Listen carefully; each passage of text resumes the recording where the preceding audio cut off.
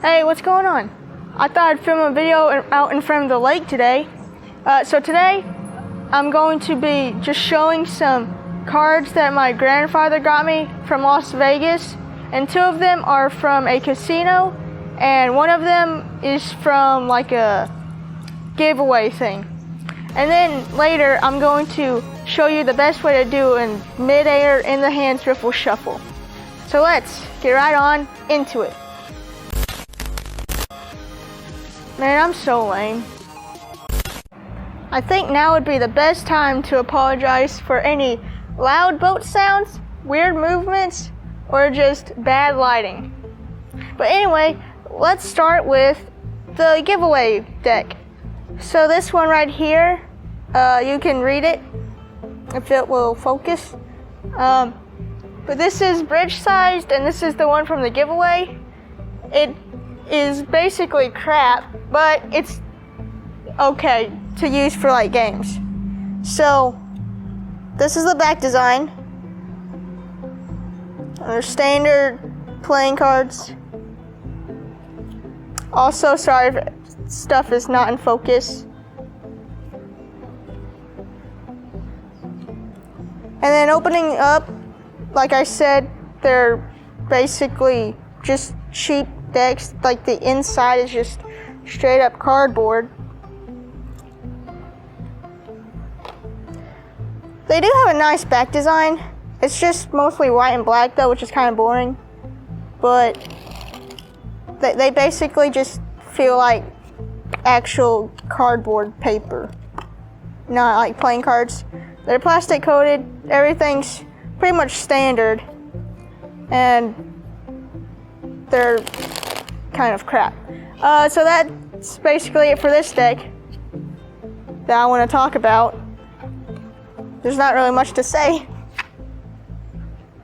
but they're pretty cool because they are still from Las Vegas. Next are these B playing cards.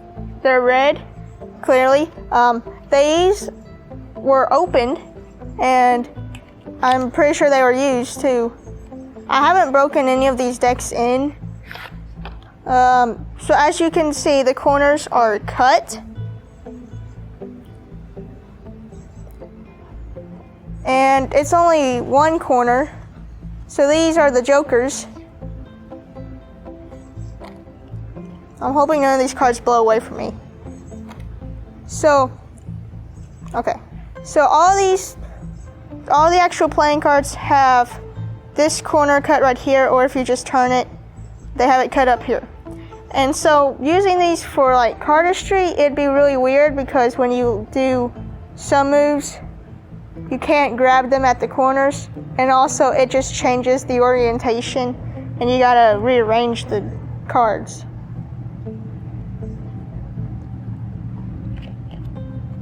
And of course they are for casinos, so they are very slippery. But they are also borderless, which kind of messes with your eyes.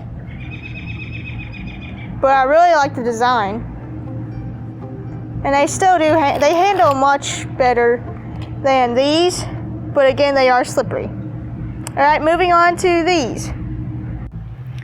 These are basically the exact same, but just in a blue color, and for some reason, in a different box. Las Vegas style. Cards played at this casino's table. Cards have trimmed corners to ensure against future casino play may not include jokers. I got the jokers. I don't know if they're in the box. But on these cards, both corners on the non-index sides are cut. So that way if you change the orientation, it doesn't matter.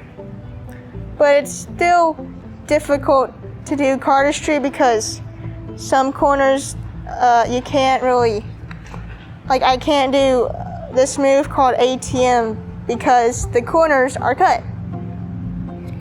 These are also slippery, borderless, nice design. Basically, like I just said, the exact same.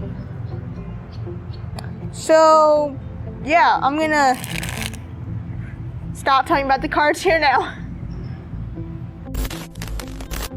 Alright, so now I'm going to teach you the best way to do an in the hands riffle shuffle, and you can shuffle the cards in midair.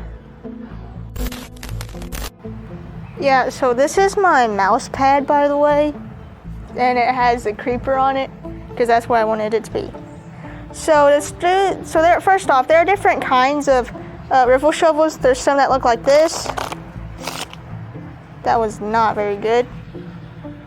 And then there's tabled riffle shuffles. I can't do them very well, but you like do it on the table, of course.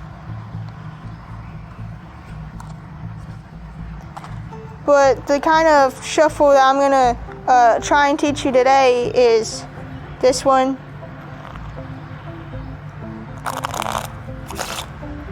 So you can do this in midair, basically. And so let's just get started. Okay, so in order to do the in the hands riffle shuffle, you want to hold the cards in your non-dominant hand. For me, that's my left hand, and this dealer's grip. And then you want to come over with your dominant hand and grab the cards like this. So your thumb is on the bottom short edge, your index is curled in or straight out, and then your 3 fingers are on top.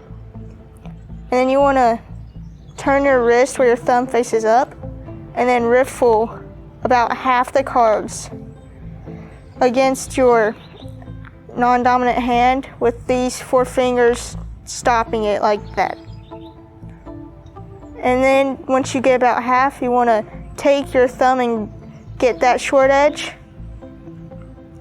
and then just move this bottom side upwards to where what was once the top short edge is now at the bottom in these 4 fingers, and your pinky moves to this long edge, your index moves to the opposite long edge, and then your thumb reaches up to the other short edge. So that's how you get the riffle. And here is the actual shuffle. So once you get in position, and if you're not comfortable doing that yet, you can just pick up half and then straddle it like you were earlier. But you want to have your index fingers curled or straight out. You don't want to have your index pushed like this because it causes like strain in your joints, and also it's harder to grip down here. So I like to have them curled or straight out, but I like them curled because then I get more grip down here too.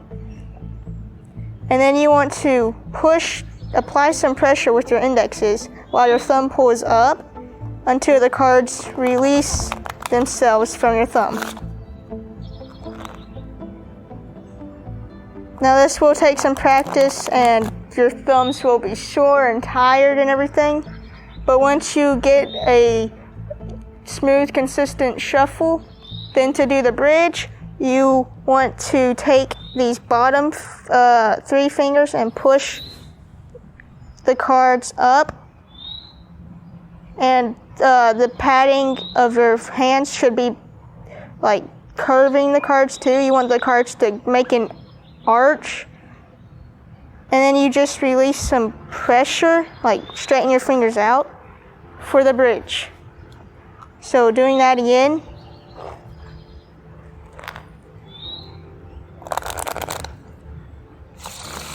like that. Now, as you can see, the cards are being bent this way, and to fix that, you just want to do a riffle shuffle the opposite direction, and then you're good to go. Okay, now I'm going to talk about all the wrong ways I have seen people try and do a riffle shuffle. Well, actually, they're just not very efficient. I've seen people do this, where they're not even applying pressure with their indexes, and that's harder on your thumbs. And I've seen people use their tips. That's how I used to do it, but that just causes strain, and also you need to do it more on the table to be able to shuffle like that. I've seen people have one finger curled and one finger straight, or vice versa. And that's okay, just as long as you're applying pressure evenly. I wouldn't recommend having your finger straight though, because that's just a lot more difficult in my opinion. Thank you so much for watching. Be sure to like and subscribe, and I'll see you next time.